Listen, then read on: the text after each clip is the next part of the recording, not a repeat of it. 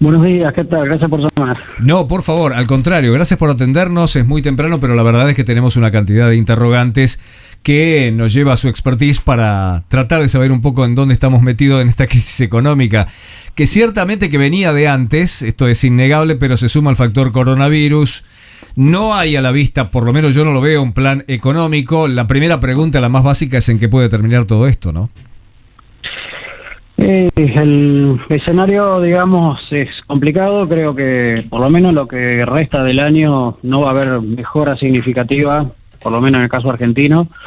Es muy difícil pensar en una reversión hasta que no se terminen con las medidas, digamos, las cuarentenas, y esto exige antes que nada por lo menos el acceso a una vacuna o a un tratamiento para digamos, empezar a liberar los controles.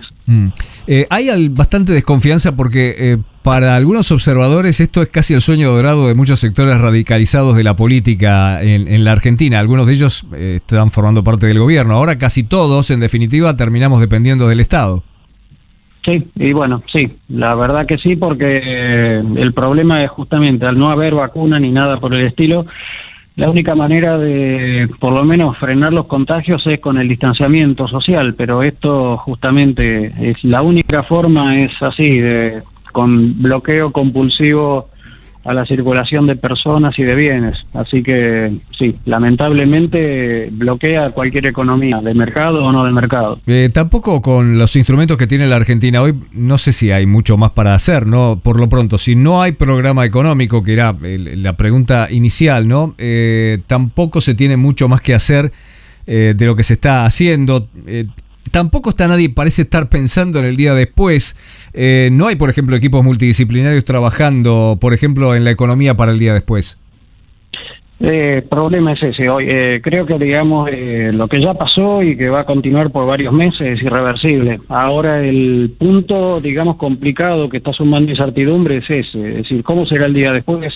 ¿Cómo será la transición? Y la falta de iniciativa para armar equipo interdisciplinario. Miremos, por ejemplo, el caso de Chile, un país que con este tema le está yendo bastante mal, pero aún así el colegio médico, el colegio médico fue el que convocó a economistas del oficialismo y de la oposición para armar una iniciativa que fue aprobada la semana pasada para aumentar el gasto público en unos 12.000 millones de dólares y empezar a armar una estrategia para la administración del desastre que tienen ahora con la saturación del sistema de salud y para el día después. Y se suma todo esto la deuda. La deuda que está empezando a convertirse en una especie de historia de nunca acabar, ¿no? Enésima prórroga. ¿Usted cree que realmente es una prioridad del gobierno arreglar el tema de la deuda?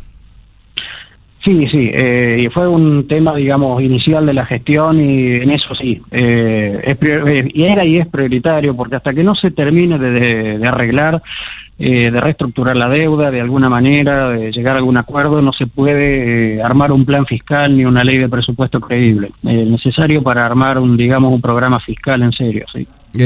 ¿Por qué, Héctor, entiende que todavía no hay un arreglo? Porque incluso algunos sectores dicen que las diferencias son de centavos por cada título, y la verdad es que el gobierno ha ido estirando su propuesta hasta casi, entre comillas, ponerlo en valor de mercado.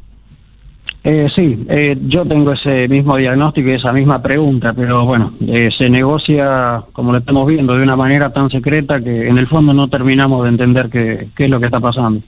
Estamos en un marco de modelos condicionadores para la economía. La verdad es que tenemos datos por todos lados de eso: controles, cepos, regulaciones, estatizaciones, confiscaciones, más presión fiscal. ¿Usted cree que en este marco hay alguna oportunidad en alguna parte para poder salir de este marasmo? Bueno, sí, en la medida que se pueda ir, digamos, calmando un poco este tema de la contagiosidad de este virus y su presión sobre la capacidad física del sistema hospitalario, digamos, lo que se está viendo es que hace falta una cosa análoga que están haciendo algunos países del hemisferio norte, es apostar a un aumento, digamos, del gasto en inversión, por lo menos en inversión pública, y una necesidad urgente que hay, por ejemplo, es la construcción de nuevos hospitales. Para empezar. de ahí en adelante todo lo que hace falta y nos hemos quedado atrás en los últimos 40 años. No sé si para nosotros podría funcionar o no. Escuché a un crítico, un analista político español diciendo, se llena la boca diciendo que, bueno, para esta emergencia hace falta un nuevo plan Marshall. No sé para qué un nuevo plan Marshall. El plan Marshall construía cosas que estaban absolutamente destruidas. Ahora la estructura ha quedado. Esto se parece mucho a una bomba neutrónica. Pero para este lado del mundo, ¿cree usted que un sistema al estilo plan Marshall podría funcionar? Aunque no sé cómo se podría financiar, porque la Argentina lo único que hace en estos momentos es emitir.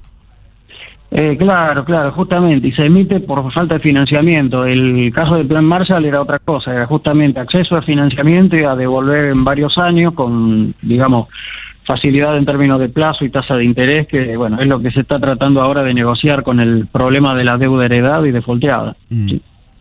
Héctor, estamos lejos. Vamos a ver, capítulo final para preguntarle sobre el tema de las jubilaciones. El gobierno sigue manejándolo por decreto. Y yo creo que va a continuar, ya es una decisión tomada. No hay mucho más que comentar. Lo que sí, digamos, es lamentable para los jubilados ver que, digamos, nuevamente corren el riesgo de volver a sufrir pérdida irreversible frente a la inflación. Esperemos, digamos, que baje la inflación, pero también está bastante difícil porque aún con controles férreos y el dólar pisado, los precios siguen subiendo.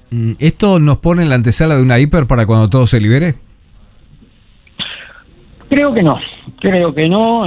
Una condición necesaria es que haya una verdadera huida de depósitos a dólares y una caída abrupta de reservas internacionales. Los controles de cambio se han aplicado para impedir lo segundo, y en cuanto a lo primero, el sistema bancario está capitalizado, líquido.